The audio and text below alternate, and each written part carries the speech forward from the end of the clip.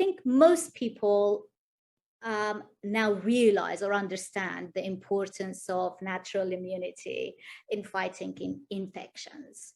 I'd like your thoughts and comments on that, please. And how do we actually, if it is a correct term scientifically, I don't know, but excuse me if it's not, how do we strengthen our immune system, immunity? Yeah, I think I already mentioned that there is a strong relationship and the kind of a mutual relationship between metabolism and the immune system. So the immune system has a profound impact on metabolism. What we observe as insulin resistance, for example, typically occurs in acute infections. So when you get an infection, there are changes.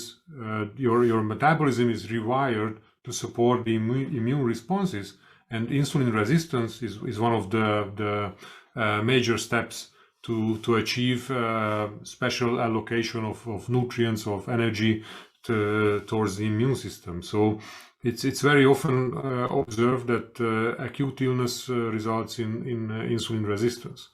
And the other way around,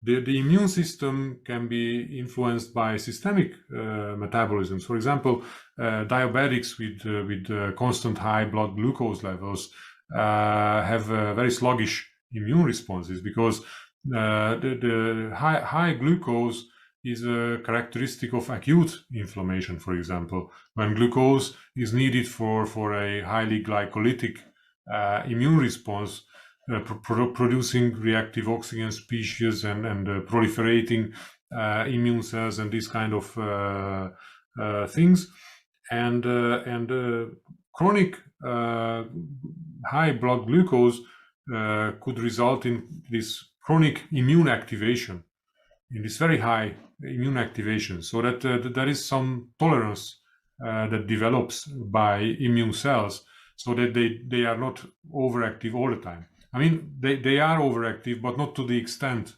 what would be absolutely detrimental in a short period of time. So that's why diabetes is still a kind of a slow deterioration, a slope not too steep. The body goes down that way. But if there was no such kind of a tolerance by the immune system, it would occur very quickly.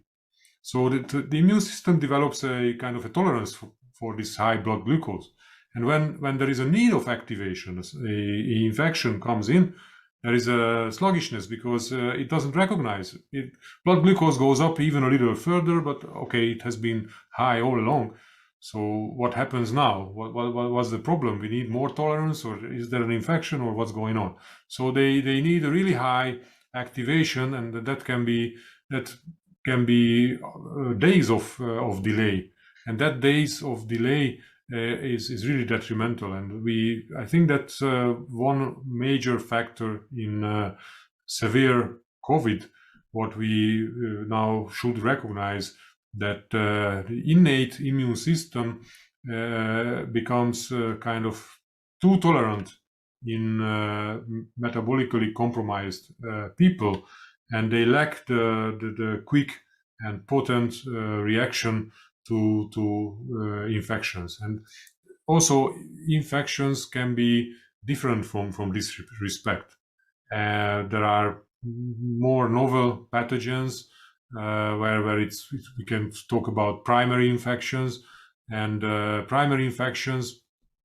In primary infections, you cannot rely on adaptive immune systems.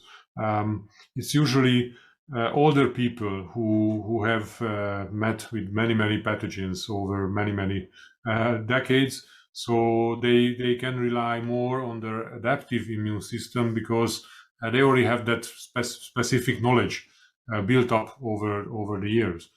Kids don't really have that teaching of the adaptive immune system yet, so they rely more heavily on the innate immune system, the less specific but very quickly reacting part of the immune system. And I think this is especially crucial in COVID, and that's what we we can observe that there is a huge difference between younger age groups and older age groups in severity in general. But it's not written in stone still. You can see healthy 70, 80-year-olds just the virus kind of pops off from these guys. And what's the reason? What's the real difference? Because these population level observations, again, that the similar thing with BMI in many diseases, that okay, there is a correlation at the population level. This is the same with age. We see this correlation on the population level, but still too many examples of individuals not fitting into their age group or BMI group or whatever group. So we have to think about really the mediating mechanisms and not some comfortable or convenient or easy markers like BMI or age. And okay, age is the strongest risk factor. Age is not a risk factor. It's the status of the body, and the actual health status or immune status can be vastly different between people of same age. So one 70-year-old and another 70-year-old can be vastly different from immune function. Can we, based on what you explained, can we then say or conclude that one of the best things you can do for better immune function is trying to remain insulin sensitive? Yeah, we can also call it metabolically healthy. So as immune function and metabolism are so strongly intertwined, it makes a lot of sense to remain metabolically healthy. Then you can be certain that when an infection comes, you can react properly. Your immune system is not suppressed or not too tolerant, as I kind of described previously. And with a proper level of tolerance and reactivity, you always need this kind of balance between the two. You can react very, very quickly, and then this huge overreaction, which comes later, will not happen. Because the problem is, if you don't react quickly at the very beginning, then when it's late, the virus is all over, and then you overreact. And this overreaction is usually what kills people in severe COVID. It's not really the virus. Some people can develop tolerance to the virus, to different viruses, and they are chronic spreaders of viruses, and the virus proliferates at relatively low levels for months or years, but they feel healthy, and there is no real problem with it. Perhaps for other people there is a problem that they remain spreaders, but otherwise tolerance can also be a tool of the immune system, so that the damage is avoided, the extensive damage that the immune system can do when it overreacts. I just want us to talk about fasting, and again, it depends on context, but what are the generally sort of acknowledged benefits of fasting, and who is it most appropriate for?